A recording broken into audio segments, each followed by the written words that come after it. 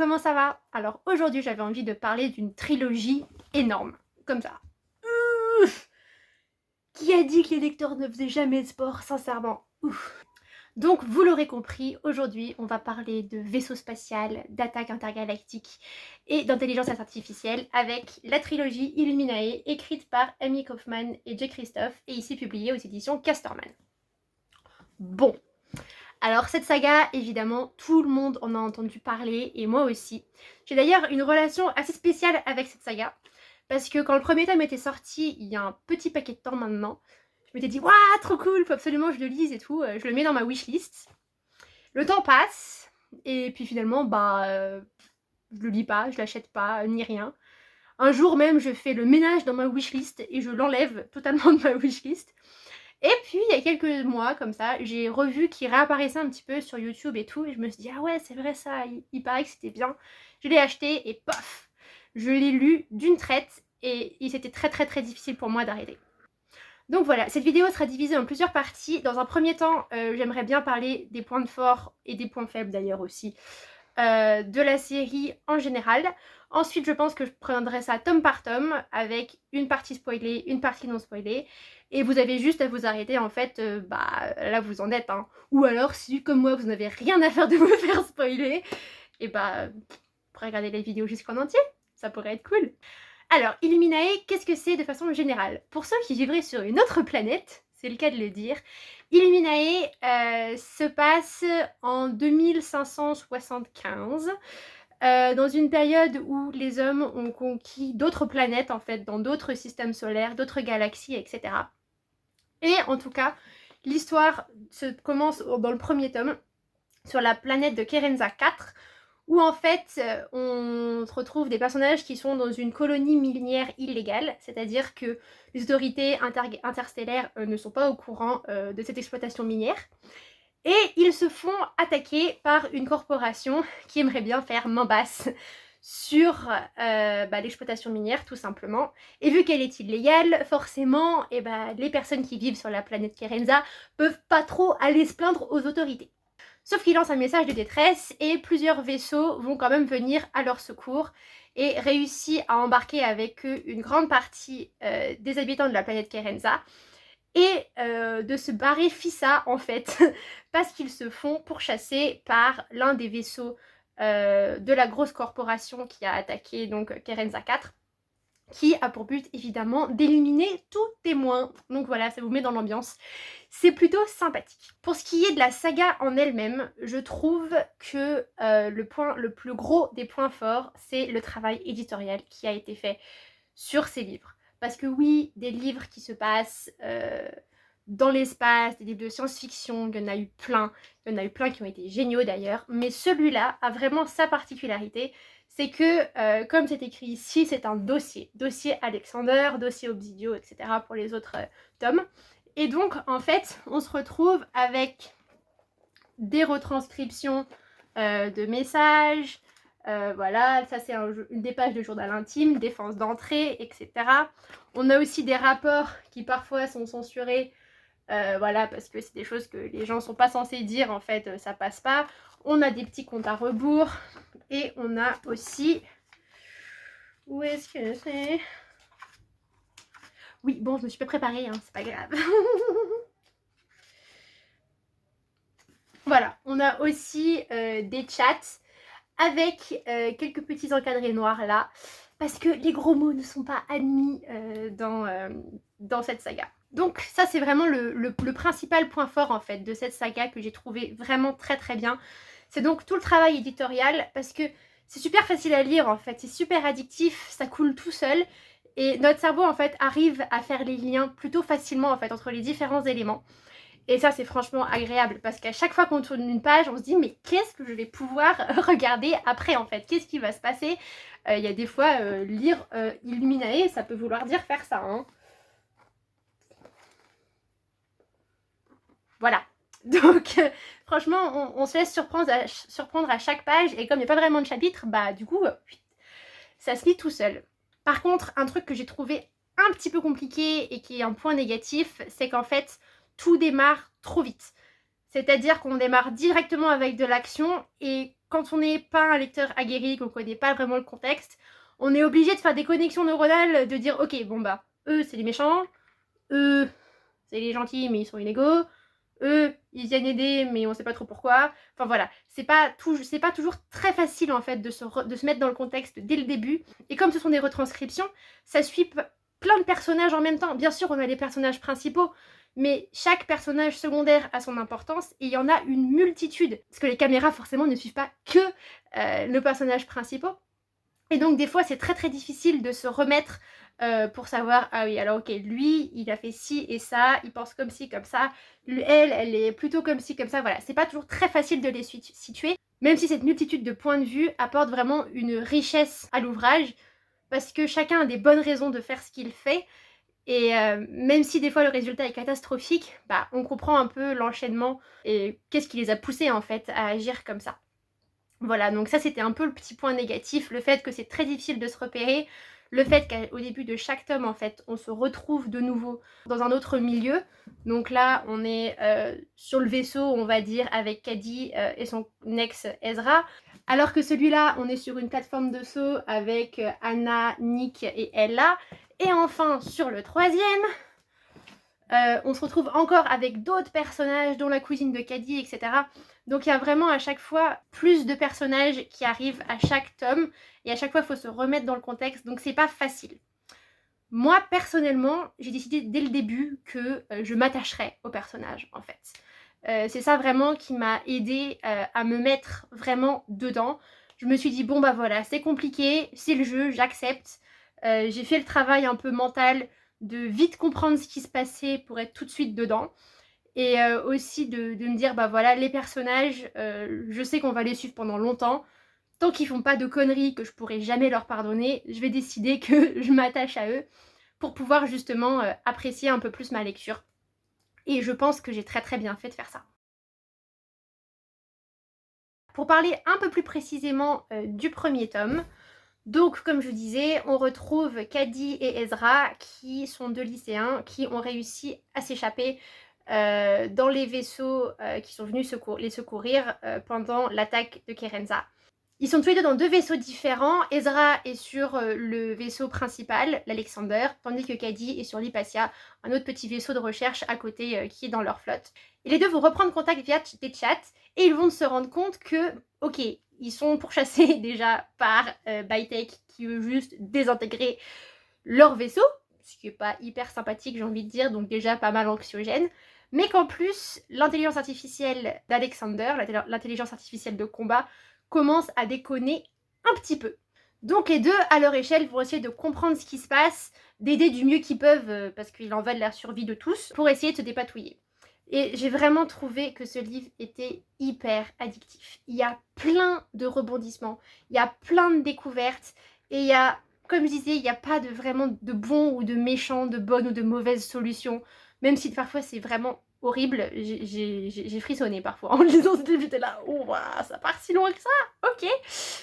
Mais sincèrement, j'ai trouvé ça super intéressant, notamment du point de vue de l'intelligence artificielle, parce que c'est un sujet qui revient très souvent dans les livres. Par exemple, dans La Faucheuse, on a le Thunderhead, qui est vraiment une intelligence artificielle qui fait tout pour le bien des humains, qui n'est que bienveillance et qui est omnisciente, qui sait tout. On a aussi plein d'autres livres, films, etc., où les intelligences artificielles débloquent totalement et essayent de désintégrer les humains. Et ici, on a un peu entre les deux, avec une intelligence artificielle qui prend un peu trop de place dans les décisions de commandement et qui est prête, en fait, à prendre des décisions radicales pour sauver un maximum de monde.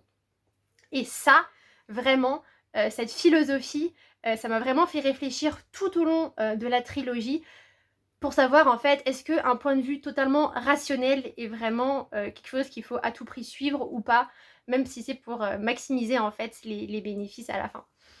Donc voilà, c'est un roman super palpitant. On a quelques débuts là d'introduction.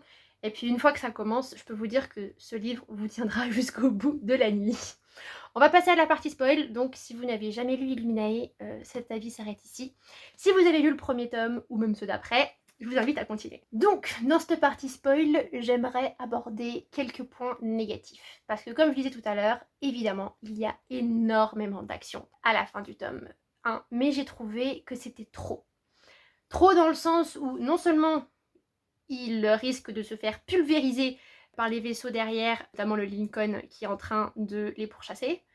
En plus, on a Hayden, l'intelligence artificielle, qui tue du monde et qui devient totalement zinzin en passant par enfin juste parce qu'il a décidé en fait que le poste de commandement mettait en danger les passagers d'Alexander, du coup il décide de tuer tout le monde, quasiment.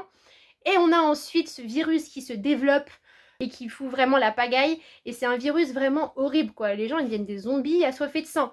Donc je veux dire, ok ils ont de l'imagination etc, c'était sympathique, mais à la fin, trop c'est trop quoi. C'était déjà suffisamment anxiogène d'avoir une IA qui décolle, c'était suffisamment anxiogène d'avoir un gros destroyer prêt à faire exploser les vaisseaux en milliards de paillettes, mais en plus d'avoir cette horrible maladie qui transforme les humains en monstres. Ah, moi j'ai trouvé ça trop en fait. Trop, c'est trop. Surtout que cette maladie, ça m'a un peu fait penser à la version cinéma du Labyrinthe avec la braise. Même si je sais qu'elle n'est pas décrite comme ça dans le livre originel du Labyrinthe, j'ai vraiment trouvé que là, la Tremblote, je crois que ça s'appelle, ressemblait vraiment trop à la version filmée de la braise, et j'ai trouvé ça dommage parce que ils l'ont écrit après. Je sais qu'ils l'ont écrit après les livres du Labyrinthe, je sais pas s'ils l'ont écrit après les films, mais voilà, j'ai trouvé que ça ressemblait un peu trop, cette maladie qui s'attaque au cerveau, etc. Voilà, c'est pas du plagiat, mais bon, voilà, je me suis dit, déjà, c'était pas un élément super essentiel, mais en plus, voilà, c'était vraiment poussé à l'extrême. Moi, je trouvais que c'était pas hyper crédible. Et effectivement, par exemple, quand Cady part de l'Hypatia pour aller sur Alexander, à partir de ce moment-là, elle n'accumule que de la chance en fait. Elle aurait pu se faire trucider 50 000 fois et elle est toujours vivante. Alors certes en très mauvais état, mais vivante quand même. J'ai trouvé que c'était pas hyper crédible non plus. C'est vraiment du suspense, ils ont voulu mettre trop d'ingrédients pour faire du suspense, ce qui rend du coup la situation impossible, et ils s'en sortent quand même.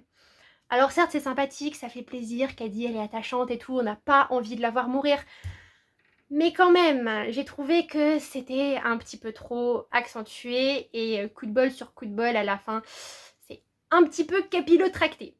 Dans l'ensemble, j'ai quand même adoré ma lecture, et j'ai foncé acheter le tome 2 parce qu'il me fallait vraiment la suite, et j'ai pas été déçue. Donc voilà, on va pouvoir passer à la présentation du tome 2.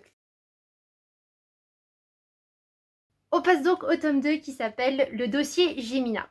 Alors ce qui est super intéressant, c'est que le tome 2 n'est pas la suite du tome 1. Je dirais que c'est un peu en parallèle en fait, et pour ceux qui ne savent pas, on suit d'autres personnages qui sont sur un autre endroit. Ils sont sur la plateforme de saut Andel que le vaisseau de Cady et d'Erza essaye de rejoindre pour pouvoir échapper à Bytek. Et donc on retrouve Anna Donnelly, qui est la fille du commandant de cette plateforme de saut, et Nick Malikov, qui est un hors-la-loi en fait, qui fait quelques trafics de stupéfiants sur la base.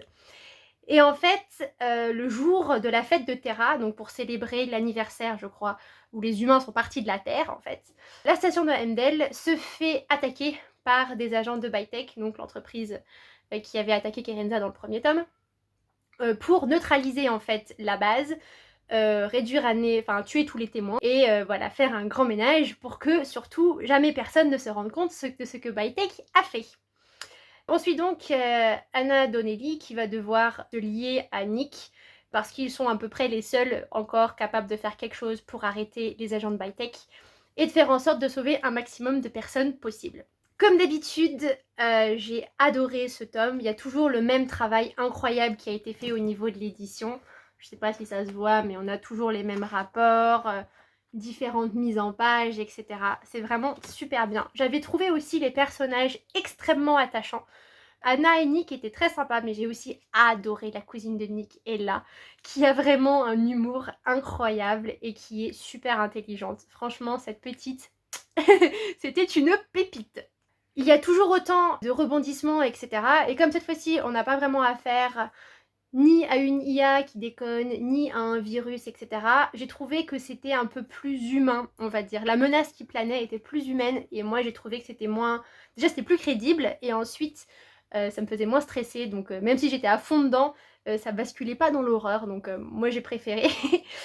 J'ai aussi trouvé que l'histoire d'amour, évidemment, qui allait naître entre Anna et Nick était vraiment très très mignonne. Enfin, ça va quoi, c'était... Ils sont choux, on va dire. Même si ça prend pas trop de place, j'avais trouvé ça plutôt bien. Par contre, le triangle amoureux, les gars, franchement, j'aime pas ça, ça m'énerve. En plus, on sait très bien qu'Anna, elle va finir avec Nick à la fin, donc je vois vraiment pas l'intérêt, en fait. Je trouvais ça un petit peu dommage.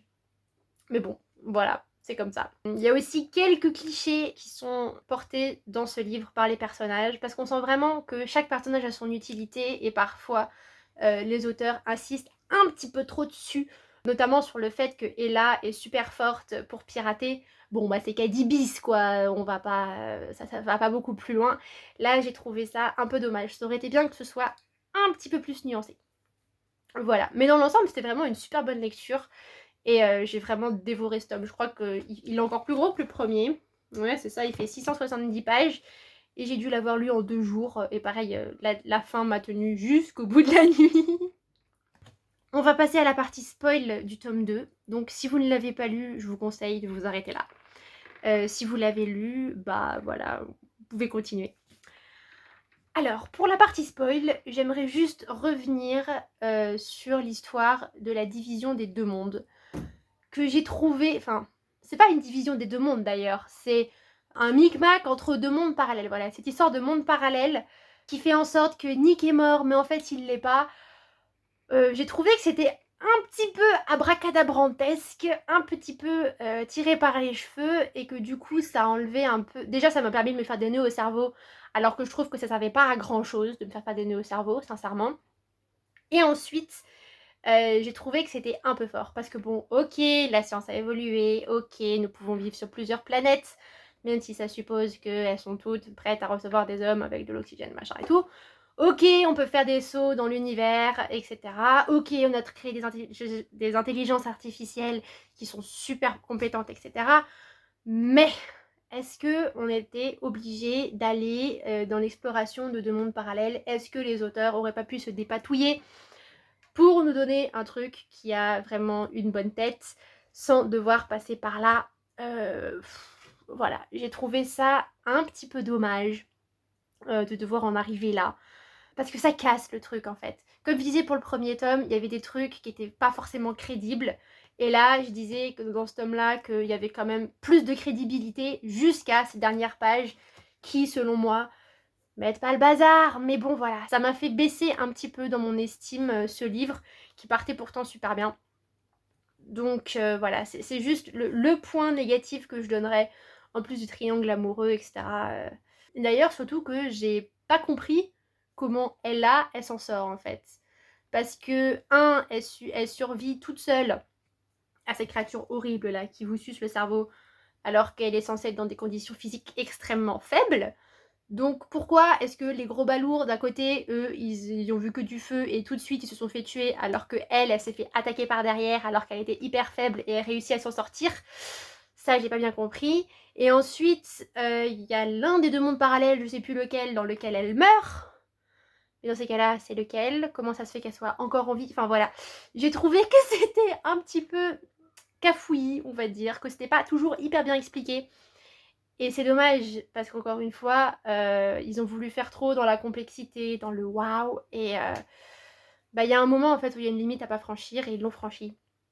Donc j'ai trouvé ça un peu dommage, je sais pas ce que vous en pensez, mais à ce moment-là, j'étais quand même relativement sceptique. Voilà. Il n'empêche que j'ai encore une fois adoré ce tome, hein, sinon j'aurais pas continué à lire la suite. Et voilà, on va pouvoir passer au tome 3. Alors, tome 3 d'Illuminae. Bah déjà, bravo d'être venu jusque-là. Cette vidéo est super longue, mais bon, j'espère au moins que ce sera intéressant jusqu'au bout. Surtout que ce tome a vraiment été énormément critiqué par plein de monde qui disait qu'il se passait rien, que c'était encore tiré par les cheveux. Donc après les 2 tomes d'avant, tiré par les cheveux, j'avoue que j'avais un petit peu peur. Et avec encore de nouveaux personnages. Donc oui, c'est vrai qu'effectivement, il y avait peut-être du souci à se faire pour commencer ce 3e tome. Alors, en résumé, on va suivre 2 points de vue, enfin pas points de vue différents, mais 2 perspectives différentes. L'une qui est Back to Kerenza, où on va suivre Asha, la cousine de Caddy, qui elle n'a pas pu monter dans les vaisseaux, qui est en études de pharmacie, je crois, et qui se retrouve à devoir être infirmière sur Kerenza, et donc à essayer de et de travailler pour la résistance, parce que c'est clair qu'une fois que Bytek aura fini de réparer ses machines et de prendre tout ce qu'il y avait à prendre sur Kerenza, voilà, pas de témoins, c'est ça la règle, hein. Donc tout le monde va se faire tuer. Et évidemment, Asha dans la résistance va essayer de lutter contre ça jusqu'au moment où elle va tomber sur son ancien copain de quand elle était jeune, qui s'appelle Rhys, et qui lui, manque de peau, fait partie des agents Bytek. Alors même si lui, il faisait pas partie de la boucherie, il était juste technicien sur l'un des vaisseaux, bon, il est quand même du mauvais côté, quoi. Ce qui peut tout de même être plutôt utile parce que il peut faire un office d'espion en fait au niveau de Bytek pour essayer de faire de faire en sorte que la révolution, que la résistance ait un impact conséquent pour mettre des bâtons dans les roues de Bytek. Le tout en attendant que, s'il vous plaît, des secours arrivent. Et c'est là qu'on suit donc la partie Cady, Ezra, Anna, Nick et Ella qui sont toujours, cette fois-ci sur le Mao et qui retournent vers Kerenza pour essayer de voir s'il y a des survivants. Et qui donc doivent faire face au conflit interne au niveau du vaisseau et se préparer à l'assaut final en fait de Kerenza. Pour ce qui est des points positifs, quand même, parce qu'il y en a eu, j'ai trouvé qu'il y avait toujours beaucoup d'action, qui était vraiment très...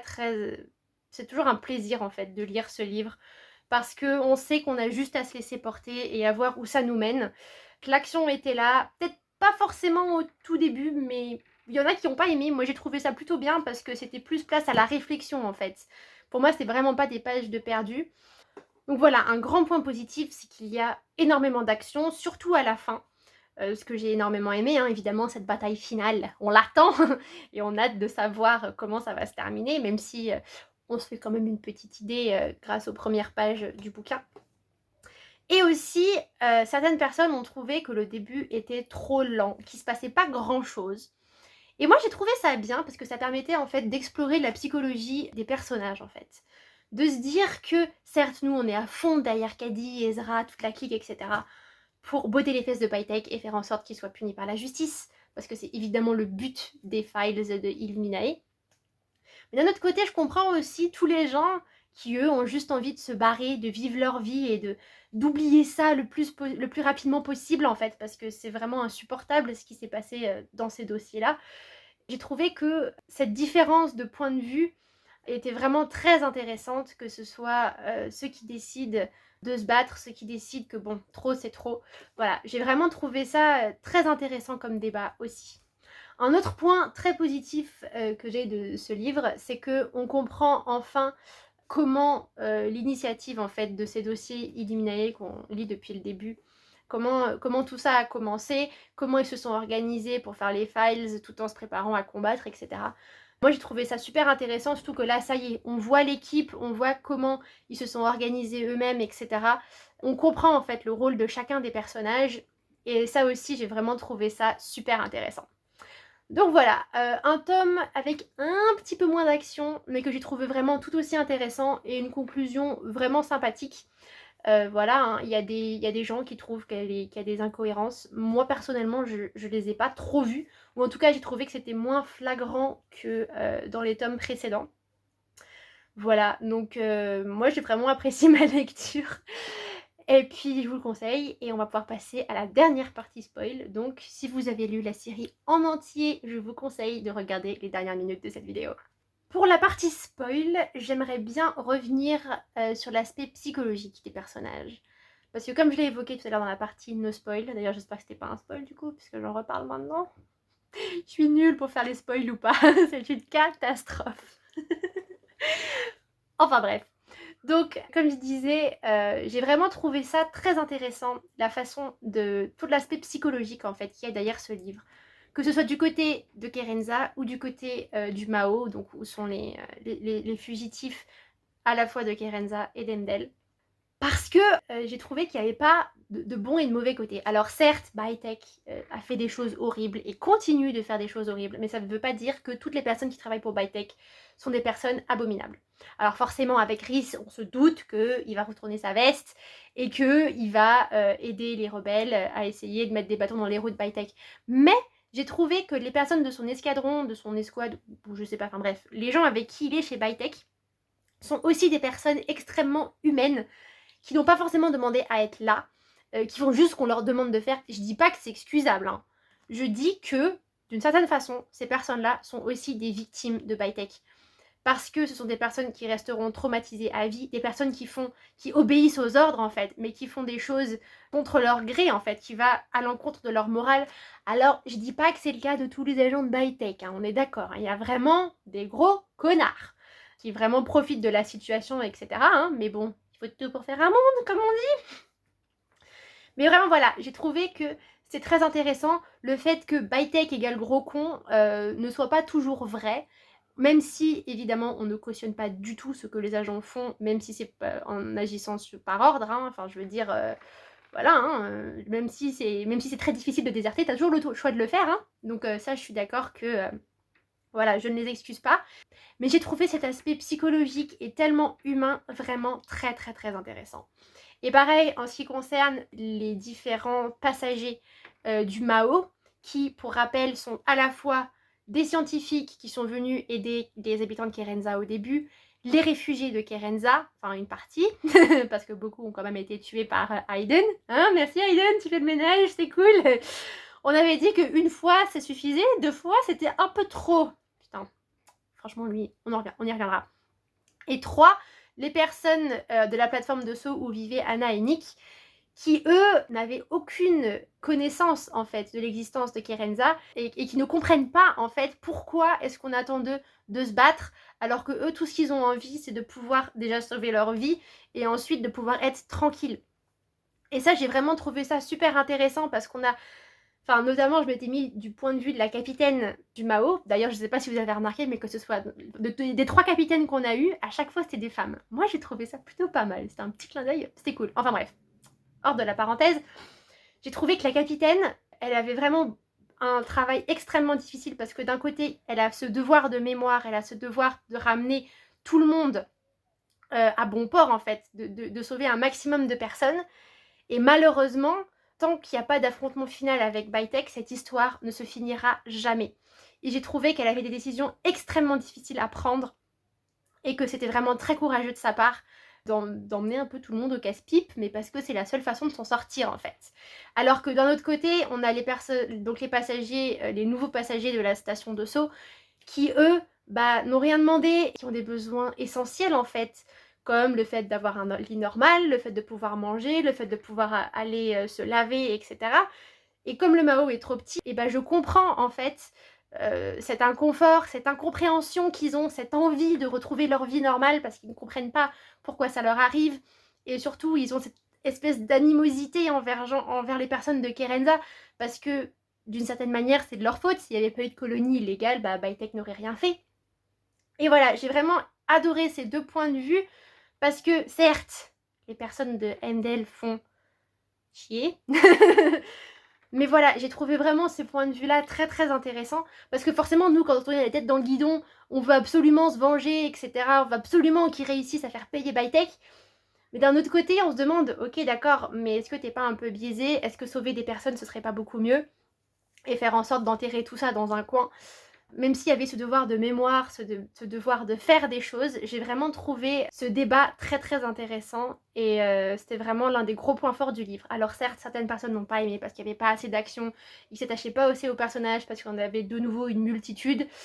Moi, j'ai trouvé que ces différents points de vue-là étaient vraiment extrêmement intéressants et que ça apportait toute une richesse et un aspect philosophique au livre qui, à la base, est juste écrit pour qu'il y ait de l'action. Je voulais aussi terminer évidemment avec l'incontournable Hayden, qui est donc l'intelligence artificielle qui est d'abord embarquée sur Alexander, puis sur l'Hypatia, enfin sur le Mao. Et j'ai vraiment trouvé que ce personnage nous faisait vraiment réfléchir énormément. Parce qu'encore une fois, comme je disais, d'après les calculs, il a pris les décisions qu'il fallait. Et si ça implique que pour sauver 2000 personnes, il doit en tuer 999, il va le faire. Et ça, j'ai trouvé ça horrible, inhumain, normal, c'est un robot, et vraiment hyper intéressant. Parce qu'on se dit qu'à la fois, il passe pour le taré de l'histoire, et franchement, dès le début, notamment dans le premier tome, quand il décide de tuer tout le monde, de lâcher les infectés, etc. Là, pour le coup, oui, on est d'accord, c'était le taré de l'histoire. Mais là, on se dit qu'au final, c'est quand même grâce à lui que les personnes qui sont en vie sont restées en vie. Malgré le fait qu'il a pris des décisions atroces qu'aucun humain n'aurait accepté de prendre. Parce que lui, il n'a pas cette notion de chance, il n'a pas cette notion d'espoir, il a juste la notion de probabilité et de logique, et point barre. Voilà, c'est ça. Il veut juste sauver un maximum de personnes possible, même si ça passe par des actes qui sont horribles. Et j'ai trouvé ça vraiment très intéressant, parce que c'est une intelligence artificielle extrêmement meurtrière, parce que je pense qu'elle a tué en tout bien 4000 personnes hein, entre les deux tomes, enfin entre le tome 1 et le tome 3. Mais d'un autre côté, c'est aussi grâce à elle que tout le monde est en vie et c'est sa priorité. Et c'est ça que je trouve extrêmement intéressant à voir, c'est que les arguments logiques qu'il nous donne ne sont pas recevables. Et pourtant, à la fin, on voit le résultat et il fait partie du happy end. Genre, s'il n'était pas là, tout le monde serait mort depuis très très très longtemps. Depuis le tome 1 en fait. Et c'est ça que j'ai vraiment trouvé super intéressant. C'est vraiment des dilemmes qu'on peut voir un peu en philosophie, etc. Et c'est donc pour ça que j'ai trouvé que le point de vue d'Aiden était vraiment très intéressant et que sa participation à l'aventure rajoutait vraiment un plus, même si franchement des fois je trouve qu'il débloque complètement. Voilà, c'est tout pour cette vidéo. Maintenant j'ai le bras gauche hyper musclé, hein. Merci les pavés de plus de 600 pages, c'est cool, la prochaine fois il faudra que je fasse dans l'autre sens pour essayer d'équilibrer un peu. En tout cas, j'espère que cette vidéo vous a plu. J'espère que vous donnerez sa chance au Illuminae Files. Et j'espère que si vous êtes en train de le lire, vous la lirez jusqu'au bout parce que franchement, ça vaut le détour. Voilà, salut!